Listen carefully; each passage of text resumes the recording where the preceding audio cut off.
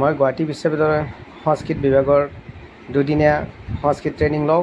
এই ট্ৰেইনিঙৰ এক মুহূৰ্ত আৰু তাতেই আমি সংস্কৃতৰ জ্ঞানসমূহ আহৰণ কৰোঁ আৰু তাৰপিছত অন্তৰংগ আলাপত আমাক উত্তৰ দিবলৈ কয়, আমি সংস্কৃতৰ বিষয়ে জ্ঞান দিওঁ। এইজনে হৈছে মোৰ দিল্লী বিশ্ববিদ্যালয়ৰ প্ৰফেচাৰ।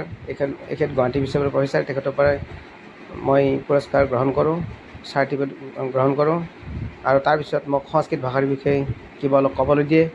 মই সংস্কৃততে বক্তব্য আগবঢ়াওঁ।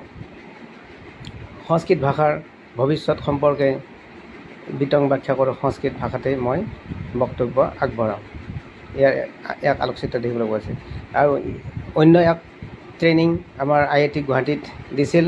আমাৰ উপৰ্বাচাৰ্য আমাক সেই জ্ঞান প্ৰদান কৰিছিল আৰু আমি শিক্ষকসকলে তাত IIT বিভাগত আমি অংশগ্ৰহণ কৰি জ্ঞান লাভ কৰিছিলোঁ।